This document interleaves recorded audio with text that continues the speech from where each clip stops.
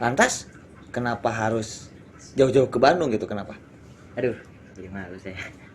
Jadi sebenarnya tujuan utama saya kesini tuh karena di sini ada mantan saya.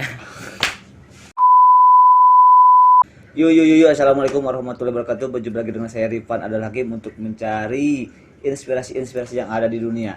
Hal-hal yang dulunya tabu tak layak diperbincangkan, sekarang saya akan memperbincangkannya. Kisah-kisah inspirasi tersebut akan aku kuak selengkap-lengkapnya guna menjadi pengetahuan bagi kita semua, dan inilah di channel Rifan Adal Hakim.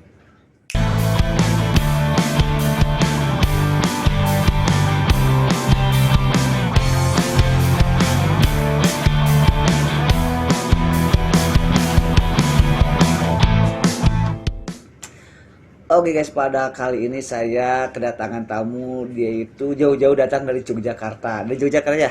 Benar, Pak. Oke, dari Yogyakarta. Siapa namanya, Kang? Nama, Salah bukan Kang. Siapa Mas? Namanya Mas? nama saya Muhammad Wildan Hanif. Muhammad Wildan Hanif. Oh, Muhammad Wildan Hanif. Oh, Wildan Hanif. Oke. Saya manggilnya Mas. Oh, Mas Hanif. Kenapa gak mau dipanggil Wildan? Karena dulu itu saya sempat dipanggil Wildan, Tapi tapi di sini sudah ada Wildan satu lagi, jadi saya dipanggilnya Hanif. oh, oke. Baik. Nah, saya kedatangan tamu dari Yogyakarta. Dia bernama Muhammad Wildan Hanif. Dia tuh akan share tentang, insya Allah akan menjadi inspirasi banget deh buat kita. Tapi sebelum dia share kepada kita semua, bagi teman-teman yang belum subscribe channel saya, silahkan kalian subscribe channel saya, karena subscribe itu gratis. Dan jangan lupa aktifkan lonceng notifikasinya biar kamu jadi orang yang pertama yang menonton video saya selanjutnya. Jangan lupa di like, di share kepada teman-teman kamu, biar teman-teman kamu juga tahu apa yang kamu tahu. Oke? Wilujeng bumi Mas. Oke. Kopi dulu Mas. Bismillahirrahmanirrahim.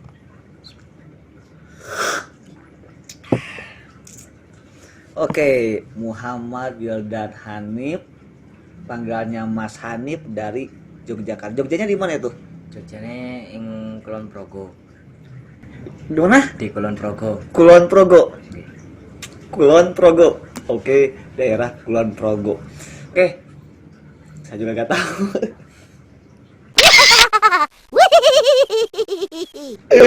Oke. Udah berapa lama tinggal di sini di Bandung? Sudah deket-deket 5 bulanan. Oh, 5 bulan. Pesantren di Bandung ya.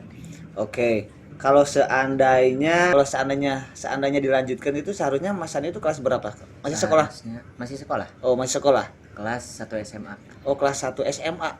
Kalau seandainya dilanjutkan, tetapi Mas Hanif gak mau atau gimana nih? Kenapa gak melanjutkan? Sebenarnya mau, cuman ada beberapa masalah, jadi ya lebih baik nggak dilanjutin aja.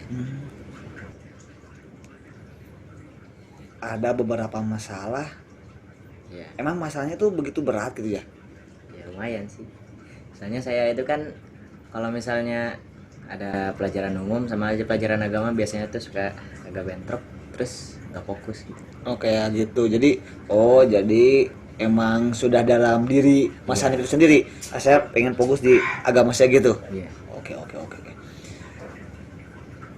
Menurut Mas Hanif penting gak sih pendidikan formal? Penting. Oke. Ada yang penting, tapi ada juga yang kurang penting. Oh, ada yang penting, ada juga yang kurang penting. Ini guys sudut pandang ya. Bukan berarti kita menyimpulkan, enggak. Ini adalah sudut pandang karena dia memiliki problem sehingga dia mampu mengutarakan seperti itu ya. Oke. Kalau untuk ilmu itu sendiri ya, hukumnya apa sih kalau kita sebagai orang muslim menuntut ilmu itu? Hukumnya untuk sebagai seorang muslim itu wajib. Wajib ya. Wajib. Oke. Wajib saja atau gimana maksudnya? Wajib itu ada yang ilmu yang wajib kifayah, ada yang wajib ain. Oh, ada yang wajib kifayah, ada yang wajib ain. Bentar. Saya pernah dengar lah. Oh, ada yang fardu kifayah, ada yang fardu ain ya. Kalau orang Sunda itu fardu kifayah dan fardu ain begitu ya. Oke. Jadi wajib kifayah dan wajib ain. Kalian tahu gak wajib kifayah itu apa atau wajib ain itu apa? Mungkin Mas Hani bisa menjelaskan nggak? Jadi kalau wajib ain itu wajib hukumnya itu semua orang harus tahu. Semua orang harus bisa, harus Iya. tahu, harus mempelajarinya. Iya. Artinya gak bisa diwakilkan Mm. untuk wajib ain itu. Kalau wajib kifayah, Kalau wajib kifayah itu yang kayak punya gimana ya? Seperti yang bisa diwakili. Yang bisa diwakili orang lain. jadi Nggak harus semua orang tahu. gak harus semua orang mempelajarinya gitu, gak semua orang harus tahu gitu. Contoh contoh yang wajib ain, yang semua orang wajib mempelajarinya, apa itu contohnya? Kayak seperti sholat, wudhu. Oh, jadi tata cara beribadah kepada Tuhan, ya, kepada Allah Subhanahu wa taala. Oke, kalau contohnya yang wajib kifayah. Wajib kifayah itu seperti ilmu-ilmu kedokteran, terus beberapa bagian dari matematika seperti Pitagoras. Oke. Oh iya paham. I know. Jadi wajib kifayah itu karena mungkin bisa tidak semua orang harus mempelajarinya. Yang penting ketika ada orang yang sudah mempelajarinya berarti kita sudah terbebas berarti ya. Iya. Artinya seperti ilmu kebidanan, Iya. kedokteran. Jadi tidak semua orang wajib menjadi dokter begitu kan? Benar. Tidak semua orang seperti selain kedokteran itu apalagi ya? Arsitektur mungkin ya. Arsitektur. Tidak semua orang wajib arsitektur atau tidak semua orang wajib mengetahui tentang hal geologi, tata surya, astronomi. Benar. Kayak gitu ya. Oke. Mas Hanif. Aduh. Apa dulu Mas Hanif?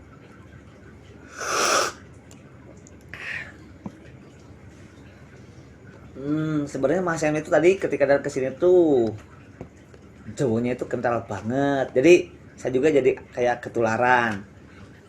Tapi ternyata dia insya Allah akan bukan menghilangkan sih. Whatever lah gimana ya. Meskipun dia logatnya kayak gitu ya gak apa-apa. Oke. Saya seneng. Jadi nama-nama saudara ada yang dari Banten, dari Jawa. Dari Jawa. Kita juga jangan Jawa Barat ya. Dari Jogja, dari Malang, dari Sumbawa, ya seperti itu ya. Oke.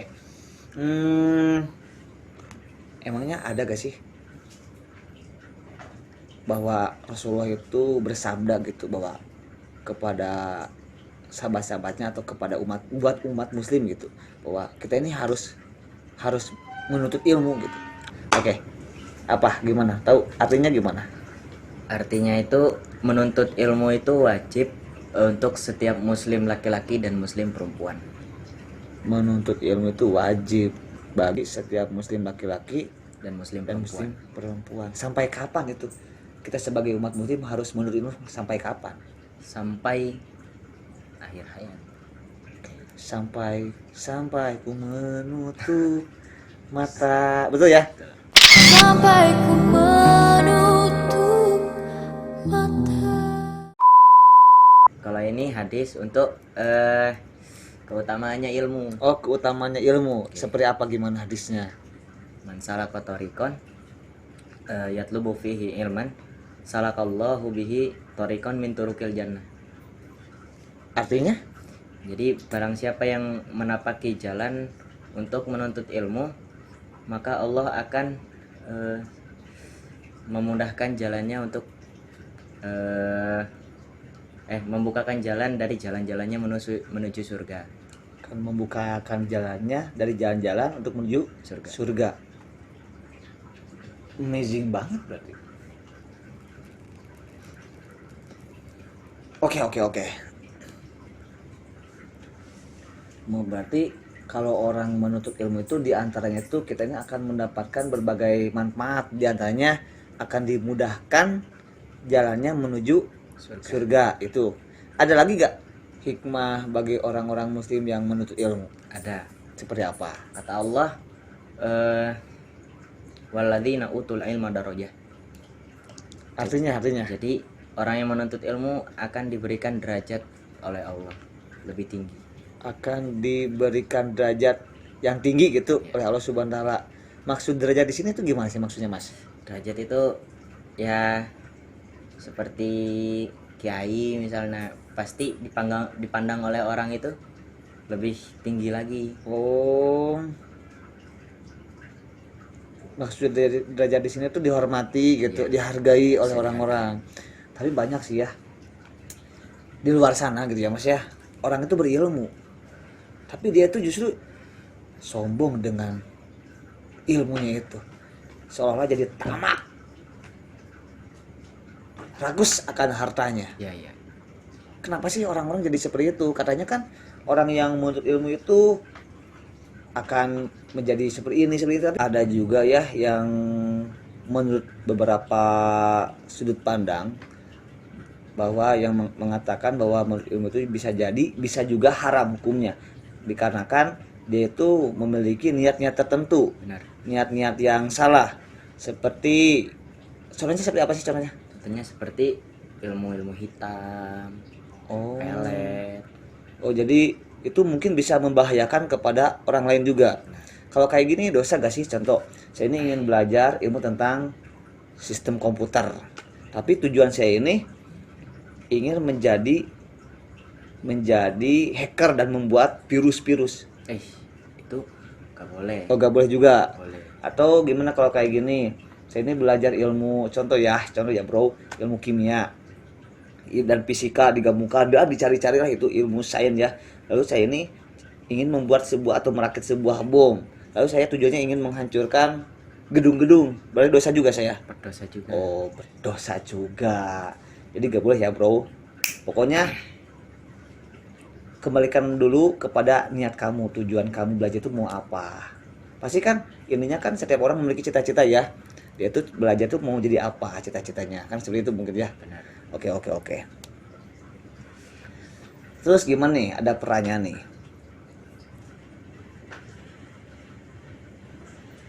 Apa ya pertanyaannya? Ini saya seorang muslim. Ya. Saya ini belajar ke negara yang negara itu bukan belajar kepada orang lain, tapi orang itu bukan muslim. Bagaimana tanggapan kamu mengenai seorang pemuda muslim menuntut ilmu di negara orang yang mayoritas bukan muslim? Kalau menurut saya itu ya boleh-boleh aja. Boleh aja. Kenapa? Selama ilmu yang dipelajari itu bermanfaat. Oh, bermanfaat ya. Jadi boleh saja selama ilmu yang kita pelajari itu bermanfaat. Berarti meskipun saya belajar kepada non muslim, ya kenapa enggak? Iya. Boleh kayak gitu. Oke.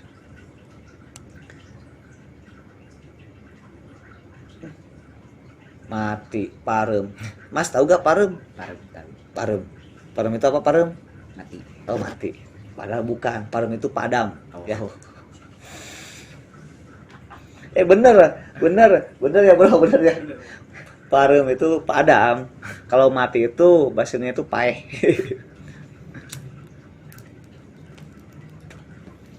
Oke mas, gimana kalau kayak gini? Apa ya? Oke mas, ini ada pertanyaan nih. Ada gak sih bahaya-bahayanya kalau kita menurut ilmu? Ada gak bahaya menurut ilmu? Ada. Ada juga bahaya menurut ilmu? Ada. Aduh, ada juga ternyata. Seperti apa itu? Gimana maksudnya? Jadi seperti ilmu yang kita sudah tahu tapi tidak kita amalkan. Ilmu yang sudah kita tahu, yang sudah kita pelajari tapi kita tidak diamalkan. Maksudnya gimana maksudnya? Dan contohnya kayak gimana contohnya? Contohnya seperti Mas Iki sudah belajar fikih sholat, Oke. Ya. tapi Mas tidak sholat. Oke. Maksudnya kayak gini, bro, kata Mas Hanif. Kita belajar sholat. Lalu kita tahu, tiba-tiba saya tidak melaksanakan sholat. Ya. Oh, berarti itu termasuk orang-orang yang menuntut ilmu tapi tidak diamalkannya. Benar. Dan itu salah. Bahaya itu, bahaya kalau kayak gitu. Bahaya. Oh, bahaya. Oke, bro, kita tanya lagi ke Mas Hanif. Sebagai orang Muslim, jadi kita ini harus belajar apa gitu? Harus menuntut ilmu apa gitu? Apakah belajar ilmu agama kah? Atau belajar ilmu tentang apa gitu maksudnya?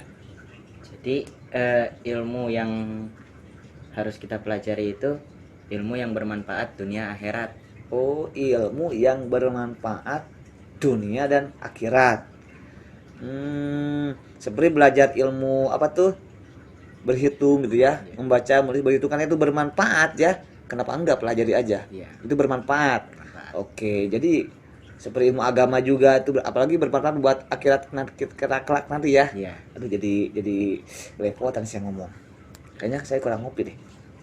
Bismillahirrahmanirrahim. Ngopi aja dulu Mas. Jauh-jauh dia dari Jogja, tapi udah hampir kurang lebih 5 bulan dia ya itu tinggal di Bandung begitu. Oke, Mas Hanif. Mas Hanif sendiri belajar ilmu agama jauh-jauh dari Jogja ke Bandung. Memangnya di Jogja gak ada gitu pesantren gitu? Banyak. Oh, banyak. Oke. Lantas kenapa harus jauh-jauh ke Bandung gitu? Kenapa? Aduh, jadi malu saya. Jadi sebenarnya tujuan utama saya kesini tuh karena di sini ada mantan saya. Mengapa kau lukai hati ini?